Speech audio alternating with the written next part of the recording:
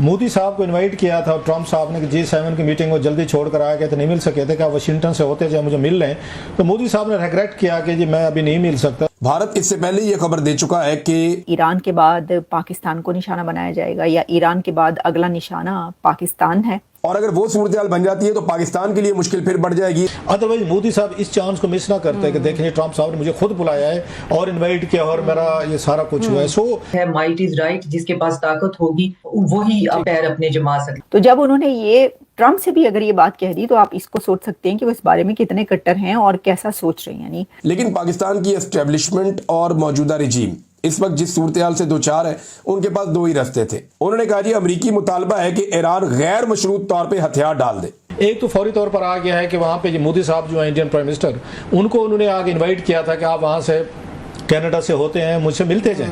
मोदी साहब नहीं मिले उनसे, उन्होंने रिग्रेट किया जो डिप्लोमेटिक उसमें कहा है। और यकीनी तौर पर इनके जनाब से मुनीर साहब की प्रेजेंस अगर might be one of the major reasons. Hello दोस्तों, नमस्कार। राजनीति हिंद इंडिया में आप सभी का स्वागत है। दोस्तों भारतीय पीएम नरेंद्र मोदी की पावर आज पूरे विश्व में क्या है, उसकी एक झलक पीएम मोदी ने दुनिया को दिखा दी है। G7 समिट में शामिल होने कनाडा पहुंचे पीएम मोदी ने अमेरिकी राष्ट्रपति डोनाल्ड ट्रंप से फोन पर मिले अमेरिका आने के न्योते को कनाडा में होने के बावजूद ठुकरा दिया। दोस्तों कनाडा से लौटे पीएम मोदी का जहाज अमेरिकी आसमान से होकर क्रोएशिया पहुंचा, लेकिन पीएम मोदी ने कुछ पल के लिए भी अमेरिका में रुकना गवारा नहीं समझा। ये है आज के भारतीय पीएम नरेंद्र मोदी की ताकत और पावर। वहीं ट्रंप के एक बार बुलाने पर पाकिस्तानी आर्मी चीफ का अमेरिका पहुंच जाना आज पाक मीडिया में चर्चा का विषय बन गया है। दोस्तों आइए देखते हैं भारतीय पीएम के ट्रंप के न्योते को ठुकराने पर पाक मीडिया की एक और लेटेस्ट वीडियो। उनका नाम मिलना, जो भी रीजनिंग दी हो कि ऑलरेडी हमारा शेड्यूल है, मैंने 3 मुल्कों में जाना है, फेयर इनफ, लेकिन ना जाना वो भी आसिम मुनीर साहब की प्रेजेंस से होगा कि देखें एक साइड पे वो हाथ मिला रहे हैं मोदी साहब से, इतनी बड़ी हम डेमोक्रेसी, इतना बड़ा मुल्क, और फिर दूसरी साइड से पाकिस्तान का आर्मी चीफ जो फील्ड मार्शल है उनसे हाथ मिला रहे हैं। ऑन ए लाइटर नोट उनका ट्रम्प साहब को कोई पता नहीं, दोनों को बिठा देते हैं, let's have a lunch together guys. शायद यही इरादा होता, क्या पता। मतलब अगेन वो कहते हैं स्टाइल है उनका है guys let's have a lunch together. अगर let's have a lunch together तो मोदी साहब के लिए बहुत बड़ी प्रॉब्लम हो सकती थी। सो उन्होंने इस मौके से अपने आप को वो किया, and he is a deal maker and that's a good thing. वो कहते भाई तुम लड़ते क्यों, ट्रेड करो, थोड़े से पैसे बनाओ, आप भी खाओ, लोगों को खिलाओ, खुशहाली करो, तुम मारने पे तो दोनों को। ट्रम्प साहब की बात समझ में तो आती है सबको। सो वो एक चीज अलहदा उनके लिए मेरा ख्याल है। एक इससे मोदी साहब और मतलब ट्रम्प साहब थोड़े से दूर हुए, मेरा ये ख्याल है। अगरचे इंटरेस्ट होते हैं, वो कल को करीब भी आ सकते हैं। उन्होंने मोदी साहब ने कहा भी है ट्रम्प को कि ट्रम्प साहब आप तशरीफ लें, इंडिया का दौरा करें, जो खबरें आ रही थी उन्होंने एक्सेप्ट भी किया है। अब कश्मीर पे वो मतलब जो बात कह रहे हैं इंडिया उससे पीछे हट गया है। अब ये मौजूद है, डेफिनेटली कश्मीर पे बात करेंगे, आर्मी चीफ ये करेंगे। एक दूसरी चीज जो अहम है, जो ऑफर की बात थी, जो मैंने फैसल को वाडो साहब से पूछी कि इनके पास वो हमारे पास ट्रम्प कार्ड है, यूजुअली तो उनके पास ट्रम्प कार्ड होता है ना, वो है हमारे पास, जो इसका उन्होंने कल जिक्र किया है, एंड इट्स ए ह्यूज।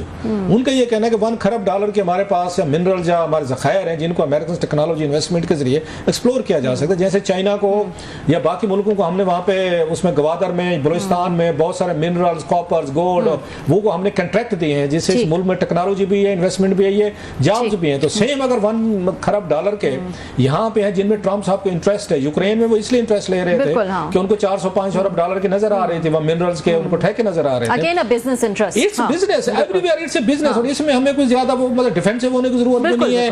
भाई साहब जरा हमारे इंटरेस्ट में अगर 1 खरब डॉलर के हमारे पास पड़े हुए हैं, हमारे यहाँ पे कोई असासे और दुनिया भर से हम ये कर्जे और भीख मांग रहे हैं, तो हम उनको एक्सप्लोर करें। अमेरिकन के इंटरेस्ट हमारे में डेवलप होते हैं तो हमारे लिए अच्छे है। जैसे चाइनीज के इंटरेस्ट हमारे में डेवलप हुए हैं तो चाइनीज हमारी सपोर्ट को आता है, हमें हेल्प होती है बहुत सारी। ऐसे कल को अगर अमेरिकन इंटरेस्ट डेवलप होते हैं हमारे यहाँ इस बिजनेस में, ट्रेड में, तो व्हाई नॉट, उनको भी लेगा। सो दैट वुड बी वो कहते हैं गेम चेंजर जो लफ्ज होता है। सो ये अगर डील होती है ना, ये मिनरल्स वाली, ये पाकिस्तान के लिए मेरा ख्याल है बहुत बड़ी गेम चेंजर हो सकती है। देखते हैं आप इसमें से। जैसी खाना जंगी हमने शाम में देखी थी, जैसी खाना जंगी हमने इराक में देखी थी, जैसी खाना जंगी हमने लीबिया में देखी थी, और अगर वो सूरत बन जाती है तो पाकिस्तान के लिए मुश्किल फिर बढ़ जाएगी। इससे पहले भी पाकिस्तान के हमसाया अफगानिस्तान के अंदर जितनी बदअमनी रही उसके नुकसानात पाकिस्तान में आते रहे और पाकिस्तान में दहशतगर्दी बहुत ज्यादा बढ़ गई। और अब अगर दोबारा से ईरान में कोई इस तरह की चीज हो जाती है खुदा न खास्ता, तो पाकिस्तान के अंदर दोबारा से इसके असरात आएंगे। इनसे हम अवॉइड नहीं कर सकते। कुछ इतलात ये आ रही है पाकिस्तान ने ईरान की तरफ जाने वाले रास्ते अभी फिलहाल बंद किए हैं और आमदरफ्त को रोक दिया गया है। पाकिस्तान अमेरिका को क्या दे सकता है ईरान को लेकर, तो देखें जो सबसे इंपॉर्टेंट चीज होती है वो इंटेलिजेंस शेयरिंग होती है। क्योंकि देखें एक बात डोनाल्ड ट्रंप ने बार बार की है कि ईरान को सबसे बेहतर पाकिस्तान समझता है, ईरान को सबसे बेहतर पाकिस्तान जानता है, यानी पाकिस्तान की इंटेलिजेंस ईरान के बारे में सबसे बेहतर है। अगर तो ये बात डोनाल्ड ट्रंप के दिमाग में बैठ गई है तो पाकिस्तान में, आपको पहले भी ये कह रहा था कि पाकिस्तान से अमेरिका ये डिमांड कर सकता है कि हमारे साथ ईरान के मामले में इंटेलिजेंस शेयरिंग की जाए। पाकिस्तान की जो मौजूदा हुकूमत है वो पहले ही बहुत ज़्यादा अवाम की नज़रों में गिरी हुई है, उसके पास तो मकबूलियत है ही नहीं। अब एक ऐसी हुकूमत की मौजूदगी में अगर कुछ इस किस्म के इक़दाम हो जाते हैं तो फिर इस हुकूमत की मकबूलियत मज़ीद तबाह हो जाएगी। लेकिन इस हुकूमत को यह बात पता है कि मकबूलियत के बलबूते पे तो ये आइंदा 10 साल नहीं आ सकते। इन्होंने तो जब भी आना है वो इक़्तिदार में आने के लिए इनको एस्टेब्लिशमेंट की गोद में बैठ कर आना पड़ेगा।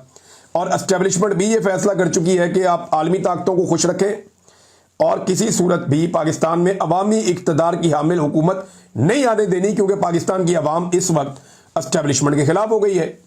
लिहाजा एस्टेब्लिशमेंट नहीं चाहेगी कि अवामी हुकूमत आए और उससे एस्टेब्लिशमेंट मजीद डैमेज हो जाए। अमेरिका अमली तौर पे जंग में उतरता है। डोनाल्ड ट्रंप ने अभी खुलकर स्टेटमेंट नहीं दिया। एक अमेरिकी अखबार ने दावा किया कि डोनाल्ड ट्रंप ने फौज को तैयार रहने का कह दिया है और ईरान के ऊपर हमला हो सकता है। अमेरिकी फौज की तरफ से भी ये स्टेटमेंट आ गया है। उनके तर्जुमान उन्होंने ये कहा, जनाब के अमन हो या जंग, दोनों के लिए डोनाल्ड ट्रंप के हुक्म का इंतजार है, हम पूरी तरह से तैयार हैं।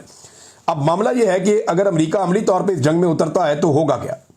आलमी मंडी में तेल और गैस महंगा हो जाएगा। ये जो पूरा रीजन है मिडल ईस्ट, ये अदम इस्तेहकाम का शिकार हो जाएगा। रूस और चीन भी अपनी सियासत करेंगे इस मामले में। अब ये नहीं पता अमली मैदान में आते हैं या नहीं आते। अमेरिका के पास तबाही फैलाने वाले बहुत बड़े बड़े बॉम्ब्स हैं, ये आप जानते हैं, वो उन्हें भी लाजमन इस्तेमाल करेगा। और एक गैर मुस्तहकम अफगानिस्तान ने हमारा कितना नुकसान किया है, तो एक गैर मुस्तहकम ईरान भी पाकिस्तान का वैसे ही नुकसान कर सकता है। नाज़रीन, एक बड़ा सवाल यह है कि क्या डोनाल्ड ट्रंप ने इमरान खान के बारे में कोई बात की होगी? तो अगर की भी होगी तो वो मंजर आम पे नहीं आ रही और अभी तक उसके बारे में किसी किस्म की कोई इन्फॉर्मेशन हमारे पास नहीं है। ओवरसीज पाकिस्तानियों ने बड़ी मेहनत की थी, डोनाल्ड ट्रंप को सपोर्ट किया था जो बाइडन की पार्टी के मुकाबले में, क्योंकि उन्हें लगता था कि जो बाइडन की पार्टी इमरान खान के खिलाफ है। लेकिन देखें, इंसानी हकूक़ के मामले पर अभी तक डोनाल्ड ट्रंप की हुकूमत भी खामोश है और इन्होंने ऐसा कुछ नहीं किया जिसकी पाकिस्तानी ओवरसीज ये तवक्को कर रहे थे। और उसका रीज़न ये है कि एस्टेब्लिशमेंट के पास हमेशा कुछ ना कुछ देने के लिए होता है। कभी मादनियात होती हैं, कभी खारजा पॉलिसी होती है, कभी कोई और सपोर्ट होती है। जैसा कि यूक्रेन और रशिया की लड़ाई में पाकिस्तान की एस्टेब्लिशमेंट ने यूक्रेन को भरपूर तरीके से ताउन किया और उन्हें हथियार भी फराहम किए। तो ये वो पाकिस्तान का ताउन था जिस पे अमेरिका खुश था और ये खबर भी बाहर नहीं आई। अब पता नहीं पाकिस्तान की एस्टेब्लिशमेंट अब क्या देगी अमेरिका को, जिसके नतीजे में जितनी ओवरसीज पाकिस्तानियों ने मेहनत की है, यानी यहाँ पे तो बाकायदा अमेरिकन इंतजामिया के लोगों ने ओवरसीज पाकिस्तानियों को यकीन दिलाया था कि हमने राब्ता भी कर लिया पाकिस्तान की गवर्नमेंट से, हमने एक बड़ा स्ट्रांग मैसेज भी कन्वे कर दिया है। और ये सारी बातें उन्होंने मीडिया को बताई भी थी कि जनाब हमारी बड़ी अच्छी बातचीत हुई है अमेरिकन गवर्नमेंट से और अब जो इंसानी हकूक़ की खिलाफ वर्जियाँ वो बंद होने वाली हैं।